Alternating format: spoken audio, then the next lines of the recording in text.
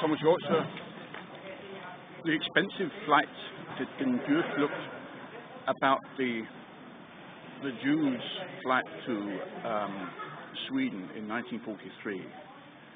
It's expensive because it was an investment of a large size for any family. How much are we talking about? We're talking, all in all, in today's currency, we're talking about 250 million Danish kroner, which is the amount which was transferred to the fishermen and their middlemen. So this is only the amount which was for the transportation itself. There was another maybe 100 million Danish kroner spent for small pensions, for the food, for the refugees before they left, for the boats, and for taxi driving also. So we're talking about a very, very expensive flight. Actually. But how much was that per person or per family? Would you say? I think we should reckon that there was an average price of about 1,500 Danish kroner at that time, which is 30,000 kroner today, today's currency.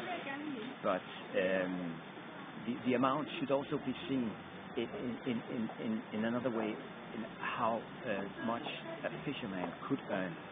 And if we reckon that he could have like 10 or 12 in his boat, he could just one trip to Sweden, he could earn maybe 400,000, 500,000 kroner, today's currency. And maybe he had to share it with one or two co-workers on the boat.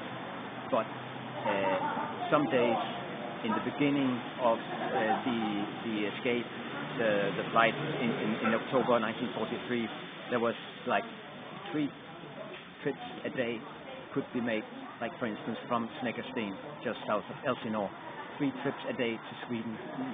This was an enormous amount of money which was transferred to the fishermen actually. This is black economy?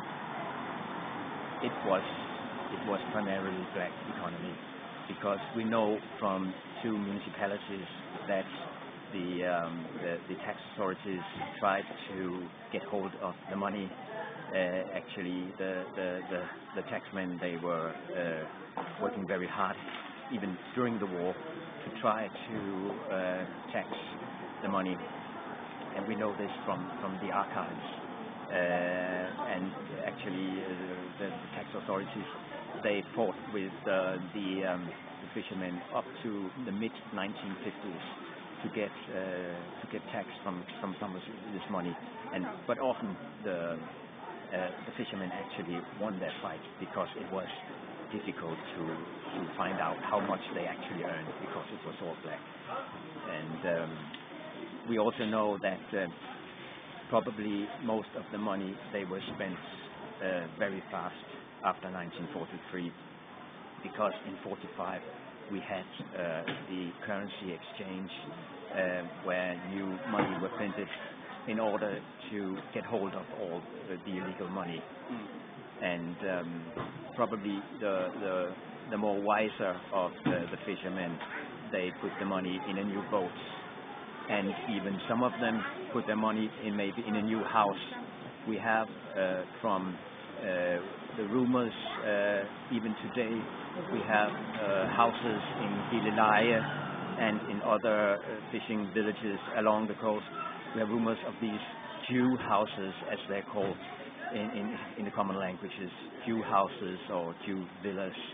And we know that there were some houses built in 1944, 1945, but it's difficult to prove if they were built for the money from the Jews. What risks did the fishermen run?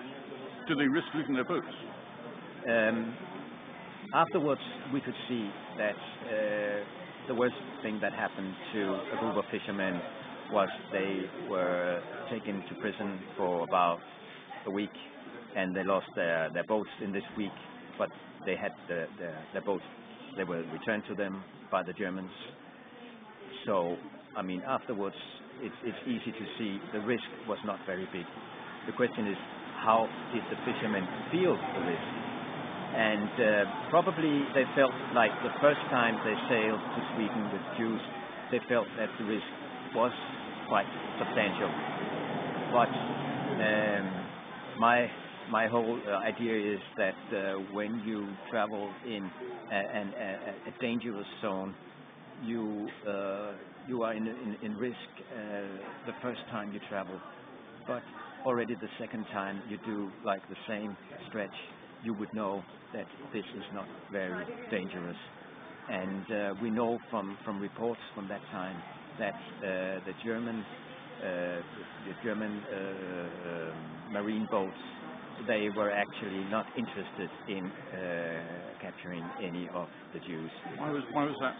Because the German authorities in Denmark, most of them, actually all of them, including the SS and the Gestapo, the top at least, they thought that it would make it more difficult for Germany to lead the war and to get a peaceful Denmark and to get a good industrial and agricultural production, which Germany was very dependent on at that time of the war. So from the top German officials in Denmark, there were no interest in capturing any of the Jews. We have reports from the fishermen telling about German boats in Hjortsø between Denmark and Sweden, saying that we were sailing very close to them, perhaps just a few meters away, a few hundred meters away from them, and they could clearly see us, but they were not interested in stopping us. When the Jewish refugees, you might call them, I suppose, came to Sweden, have you looked at the economic situation for them there? This was not very much a part of my book, but I know from some of the research I've been doing there that we're probably facing another myth here, that from it has been presented as a very happy time for many Jews in Sweden during the 1.5 year they spent in Sweden. But probably there were a lot of dissatisfied Jews who were taken away to the countryside, to like camps, kept in camps. They were prohibited to go to the major towns in Sweden, and many of the Jews in these camps, they were complaining about the situation there, the food, not being able to work, and so on. So they were not very satisfied with their stay in Sweden. Okay. When they came back after a 1.5 years or so, what did they face in Denmark? Were the houses still unoccupied, or had they been taken over by other people? There were like two groups. Many of them faced the situation that their houses had been taken from them, one way or the other. Maybe they had some friends staying in their houses, but they had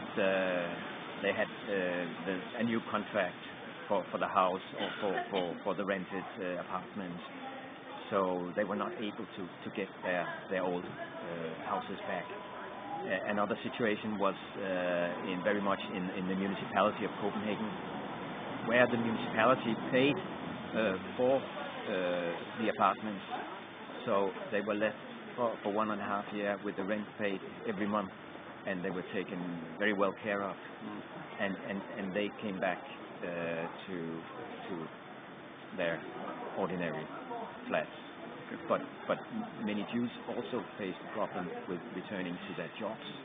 It was difficult for them to get their jobs back. Many of them, if they had like a small firm,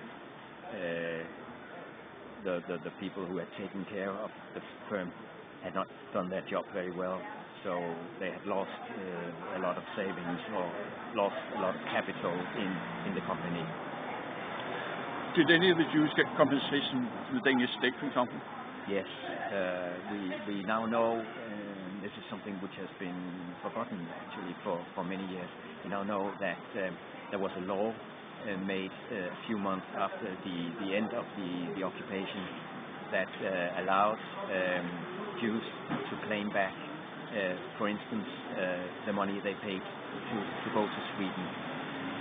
But sometimes it was difficult for them to prove what they actually paid, because it was not an ordinary journey with a ticket, so they had to sort of argue that this was a likely amount they paid, or they had to prove that they withdrew some money from the bank, or they sold some old silver or something like that. But many Jews were actually compensated, but perhaps they did not like very much to admit it, because it was not something that at those times it was not something which was very accepted to receive money from the state. Thomas Hjortsø, thank you much indeed. Michael Laine for the Copenhagen Voice.